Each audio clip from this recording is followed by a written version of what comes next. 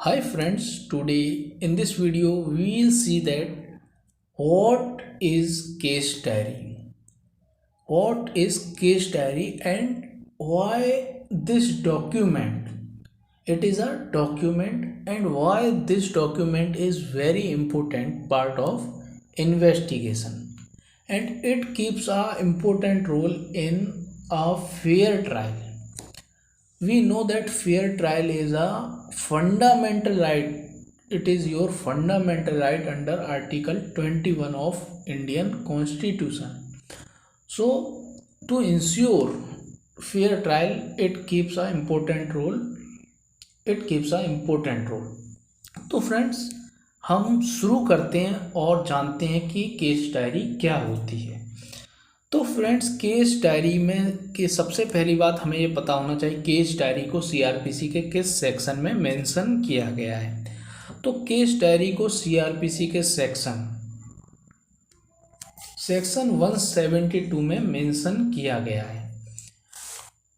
इसमें ये बताया गया है कि केस डायरी में आईयू को, जो इन्वेस्टिगेशन ऑफिसर है, उसको क्या क्या मेंशन करना चाहिए, क्या क्या लिखना होगा, ये बताया गया है। उसे क्या क्या इन्वेस्टिगेशन ऑफिसर को केस डायरी में क्या क्या लिखना होगा, ये बताया गया है।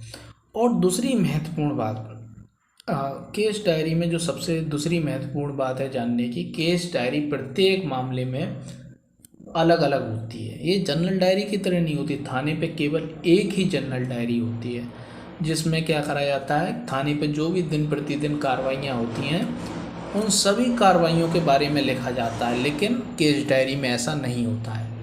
प्रत्येक मामले में अलग अलग केस डायरियाँ होती हैं और उसी जिस मामले से संबंधित केस डायरी होती है उसी से संबंधित प्रविष्टियाँ, उसी से संबंधित डिटेल्स उसमें लिखी जाती हैं।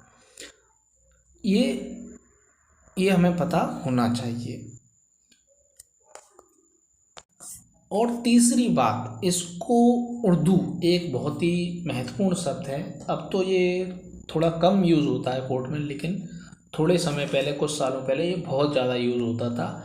तो इसका जो दूसरा नाम है केस डायरी का, वो है, इसका नाम रोज़नामचा खास इसका नाम होता है उर्दू में। तो ये भी आपको पता होना चाहिए कि रोज़नामचा खास क्या होता है। तो फ्रेंड्स, ये आपको पता होना चाहिए रोज़नामचा खास क्या होता है। ये केस डायरी का ही उर्दू में नाम होता है। तो ये कुछ जनरल बातें हैं जो आपको पता होनी चाहिए। तो केस डायरी को सेक्शन 172 के अंतर्गत बताया गया है सीआरपीसी के, और ये इन्वेस्टिगेशन का एक महत्वपूर्ण डॉक्यूमेंट होता है। इसमें जो आईयू महोदय के द्वारा, जो इन्वेस्टिगेशन ऑफिसर है, उसके द्वारा जो भी कार्रवाई की जाती है इन्वेस्टिगेशन के संबंध में, उसका लेखा जोखा उसे वो रखता है उसमें। जैसे कि फॉर एग्ज़ाम्पल कि उसने किन किन व्यक्तियों के 161 के अंतर्गत बयान दर्ज किए। 161 के हमें पता है सीआरपीसी क्या होती है। उसमें एक्यूज्ड के, गवाहों के ये बयान दर्ज किए जाते हैं पुलिस के द्वारा। तो हमें ये पता होना चाहिए कि सबसे पहले हमें ये पता होना चाहिए कि इन्वेस्टिगेशन क्या होती है। What is the object of investigation. तो इन्वेस्टिगेशन का ऑब्जेक्ट होता है टू कलेक्ट एविडेंस को कलेक्ट करना, जिससे कि ट्रायल को, जो उसका ट्रायल का उद्देश्य है, वहाँ तक उसे ले जाया जा सके। ट्रायल का जो उद्देश्य होता है कि यदि कोई मामला सच्चा है तो वहाँ पर कन्विक्शन हो, और मामला यदि फैब्रिकेटेड है तो वहाँ पर एक्यूटल हो। ये होता है फेयर ट्रायल का ऑब्जेक्ट, और इन्वेस्टिगेशन उसी का एक पार्ट है। और इन्वेस्टिगेशन का उद्देश्य होता है टू कलेक्ट एविडेंस। तो यहाँ पर उस जो एविडेंस कलेक्ट करने के लिए जो भी इन्वेस्टिगेशन करता है आईयू महोदय, उसके बारे में उसका लेखा जोखा किसमें रखेगा, वो रखेगा उसका लेखा जोखा केस डायरी में। तो ये होता है। प्रथम सूचना रिपोर्ट से लेकर, जो पहले तो ये लिखेगा उसमें कि कब एफआईआर दर्ज की गई, और प्रथम सूचना रिपोर्ट से लेकर चालान की पेशी तक, मतलब चार्जशीट जमा करने तक, यही यहाँ से यहाँ तक ही क्या होती है, इन्वेस्टिगेशन होती है। तो यहाँ तो चालान की पेशी तक केस डायरी की पग पग पर आवश्यकता होती है। तो वो केस डायरी क्या करता है, आयु महोदय उसमें अपनी रोज की जो भी इन्वेस्टिगेशन की कार्रवाई कर रहा है वो उसके बारे में लिखता है। फॉर एग्जांपल यदि वो कहीं पर दबिश देता है, जैसे कि लड़की की किडनैपिंग का मामला है और उसकी सर्च के लिए कहीं पर दबिश देता है, तो उसके बारे में लिखेगा कि आज मैंने यहाँ पे दबिश दी, ये लिखेगा केस डायरी में, ठीक है। या फिर एक्यूज्ड का पता करने के लिए, एक्यूज्ड फरार हो गए उनका पता करने के लिए जहाँ जहाँ दबिश दी, जिन जिन स्थानों पर वो गया, उसका विवरण भी लिखेगा केस डायरी में। तो ये सब चीज़ें वो केस डायरी में लिखेगा।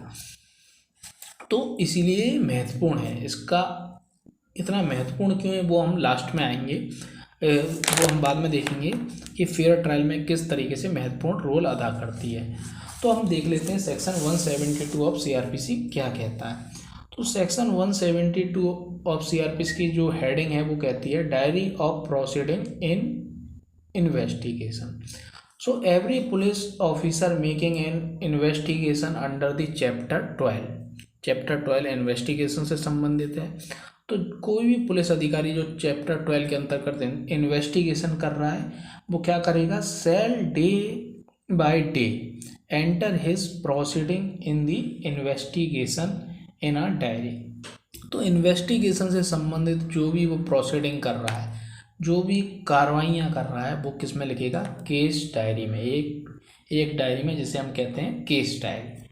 और क्या करेगा, set for the time at which the information reach to him, उसे विक्टिम की तरफ से, इन्फॉर्मेंट की तरफ से कब सूचना प्राप्त हुई उसको वो लिखेगा। जिस भी तरीके से सूचना प्राप्त हुई वो लिखेगा कि मुझे आज इस समय सूचना प्राप्त हुई। और क्या करेगा, at the time at which he begin and close the investigation, उसने कब इन्वेस्टिगेशन शुरू की, कब एफआईआर दर्ज हुई और कब उसने इन्वेस्टिगेशन क्लोज कर दी। और क्या करेगा इसमें, द प्लेस और प्लेसेस विजिटेड बाय हिम, किन किन स्थानों पर वो गया इन्वेस्टिगेशन के संबंध में, एविडेंस कलेक्ट करने के लिए वो किन किन स्थानों पर गया, तो उसको भी वो लिखेगा केस डायरी में। And A statement of circumstances ascertained through his investigation. तो स्टेटमेंट्स, किसका स्टेटमेंट करेगा, असर्टेन्ड थ्रू हिज इन्वेस्टिगेशन। तो जो भी परिस्थितियां उसने असर्टेन हो रही हैं, जो भी परिस्थितियां असर्टेन हो रही हैं, अभी निश्चित हो रही हैं, मतलब जो इन्वेस्टिगेशन उसने की, तो इन्वेस्टिगेशन एक दिशा की ओर ले जाती है कि ऐसा लग रहा है इन्वेस्टिगेशन से, इन्वेस्टिगेशन इस तरफ ले जा रही है कि इसी व्यक्ति ने ये मर्डर किया होगा और अपराध क्यों हुआ होगा, ये इन्वेस्टिगेशन एक दिशा की ओर ले जाती है, ठीक है। अगर इन्वेस्टिगेशन में अच्छे एविडेंस आते हैं तो एक दिशा की ओर ले जाती है, ठीक है। तो वो एक स्टेटमेंट लिखेगा कि अपराध क्यों हुआ था, अपराध हुआ था या नहीं हुआ था, तो अभी निश्चित करने वाला एक कथन लिखेगा। इस तरह का कथन वो करेगा कि इन्वेस्टिगेशन किस दिशा की ओर इशारा कर रही है। एंड इसमें 1A सब क्लॉज 1A में कहा गया है कि इसमें 161 के बयानों को भी दर्ज करना होगा। जो 161 के बयान लिए गए हैं गवाहों के, एक्यूज्ड के, वो भी दर्ज करने होंगे। और इसमें कहा गया है, सब क्लॉज 2 है, एनी क्रिमिनल कोर्ट में call for the police diaries of a case under the inquiry और trial in such court and may use such diaries not as evidence in such case but to aid in such inquiry or trial। तो ये जो case diary है इसको कौन मंगा सकता है, जिस मामले में जो कोर्ट है, जिस कोर्ट में ये केस चल रहा है उससे संबंधित कोर्ट इसको मंगा सकती है। उसको ये मंगा सकती है, केस डायरी को मंगा सकती है, या फिर उस केस से संबंधित अपीलीय कोर्ट हो या रिविजनल कोर्ट हो तो वो उसे मंगा सकती है। तो उसे मंगा सकती है, केस डायरी को मंगा सकती है। और इसका यूज़ किया जाएगा, इसका यूज़ किया जा सकता है किसमें, केवल ऐड करने में, मतलब कि सहायता करने में, कोलोबरेट करने में, सहायता करने में इसका यूज़ कहा जा सकता है कि इन्वेस्टिगेशन में सहायता करने में इसका यूज़ किया जा सकता है। लेकिन it may not use as evidence, लेकिन इसका साक्ष्य के तौर पर यूज़ नहीं किया जा सकता, मतलब डायरेक्टली एविडेंस के तौर पर इसका यूज़ नहीं किया जा सकता है। इसका सब क्लॉज 3 कहता है neither the accused nor his agent shall be entitled to call for the diary, nor shall he और they be entitled to see them merely because they are referred to by the court. तो ये बहुत ही महत्वपूर्ण जानने की बात है कि इस केस डायरी पर ना तो एक्यूज्ड एंटाइटल्ड है और ना ही उसका एडवोकेट ये एंटाइटल्ड है कि मुझे केस डायरी दी जाए। वो ये एज ए राइट ये नहीं कह सकते हैं कि मुझे ये डायरी दी जाए, क्यों वो एंटाइटल्ड नहीं है, वो इसके लिए एंटाइटल्ड नहीं है। जो अभियुक्त है वो इसका एंटाइटल्ड नहीं है और इसका एजेंट मतलब कि एडवोकेट इसके लिए एंटाइटल्ड नहीं है। वो उनके पास एज अ राइट नहीं है कि वो केस डायरी की मांग कर सकें एज अ राइट। तो और क्या इसमें आगे कहा गया है, नॉर सेल ही और they be entitled to see they merely because they are referred to by the court, क्योंकि कोर्ट ने उसे मंगाया, कोर्ट ने उसे देखा, इसीलिए अभियुक्त ये कहे, अभियुक्त का एडवोकेट ये कहे कि मैं भी इसे देखना चाहता हूँ, मुझे भी ये दिखाई जाए, तो ऐसा नहीं होगा, ऐसा उसका अधिकार नहीं है, वो एंटाइटल्ड नहीं है। But if they are used by the police officer who made them to refresh his memory, or if the court uses them for the purpose of contradicting such police officer the provision of section 161 or 145 as the case may be of Indian evidence shall be applied। तो sub clause 3 में ये 2 महत्वपूर्ण बातें तो हमने देखी कि accused और उसका एडवोकेट इसके लिए एंटाइटल्ड नहीं है, केस डायरी मांगने के लिए एंटाइटल्ड नहीं है, और कोर्ट ने डायरी मंगाई है, केस डायरी मंगाई है, इस आधार पे एक्यूज्ड और उसका एडवोकेट ये नहीं कह सकता कि मुझे भी केस डायरी दी जाए, ठीक है, इस आधार पर नहीं कह सकता है। और तीसरी बात ये कही गई है कि जब भी रिफ्रेश मेमोरी, जिसे हम इंडियन एविडेंस एक्ट के सेक्शन 159 के अंतर्गत बात की गई है रिफ्रेश मेमोरी के बारे में, तो जो पुलिस ऑफिसर होता है अपनी इन्वेस्टिगेशन के दौरान लिखता है केस डायरी में, तो उसे ध्यान नहीं रहता है बहुत सी चीज़ें, इन्वेस्टिगेशन में क्या लिखा उसे क्या ध्यान रहेगा, तो जब उसके सामने वो चीज़ आएगी तो थोड़ा उसे ध्यान आएगा, ढंग से ध्यान आएगा। तो इस तरीके से वो अपनी जब उससे सवाल किया जाता है और वो कह रहा है कि मैं रिफ्रेश मेमोरी करना चाहता हूँ, और उसे वो केस डायरी दिखाई जाती है, तो ऐसी स्थिति में जब पुलिस ऑफिसर के द्वारा रिफ्रेश मेमोरी की जाती है तो सेक्शन 161 और section 145 Indian evidence act apply होता है। इसका अगर हम कहें साधारण शब्दों में तो यहाँ पर कोर्ट की परमिशन से जो एक्यूज्ड है, एक्यूज्ड का एडवोकेट एक्यूज्ड उस केस डायरी को देख सकता है, और क्यों देख सकता है, क्योंकि क्रॉस एग्जामिनेशन करना है उसको, उसके आधार पर उसका क्या करना है, पुलिस ऑफिसर का क्रॉस एग्जामिनेशन करना है, तो वो क्रॉस एग्जामिनेशन के लिए उसको देख सकता है। तो फ्रेंड्स ये था केस डायरी। केस डायरी के बारे में हमने जाना। इसके बारे में एक महत्वपूर्ण केस है, ये है भैया लाल सिंह बनाम स्टेट AIR 1952 विंध्य प्रदेश, ठीक है। तो ये लाल सिंह बनाम स्टेट, भैया लाल सिंह बनाम स्टेट AIR 1952 का ये केस है। इसमें ये कहा गया कि केस डायरी की समस्त प्रविष्टियों का शुद्ध होना अपेक्षित है। ये अपेक्षा की जाती है कि पुलिस ऑफिसर से जो भी चीज़ें इसमें लिखी जाएं वो शुद्ध लिखी जाएं, वही लिखी जाएं जो एक्चुअल में हुई। यदि अन्वेषण के दौरान कोई बात खुले कागज पर लेखबद्ध की जाती है, केस डायरी में नहीं लिखी गई, तो क्या होता है, ज़्यादातर मामलों में क्या होता है, रफ कागज में इन्वेस्टिगेशन ऑफिसर उसे लिख लेता है जो इन्वेस्टिगेशन उसने की। तो ऐसी स्थिति में क्या करना चाहिए, ऐसे इस केस में बताया गया, तो उसको उसी कागज को एज इट इज़ ज्यों का त्यों क्या करना चाहिए, केस डायरी में अंकित कर देना चाहिए। जैसा उस कागज पे उसने लिखा था वैसा ही अंकित कर देना चाहिए।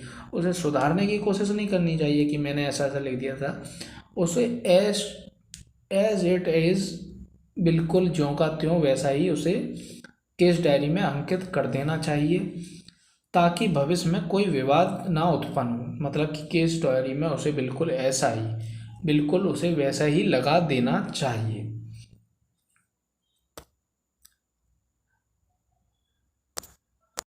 अब हम बात कर रहे थे कि केस डायरी फेयर ट्रायल में इतनी महत्वपूर्ण क्यों है।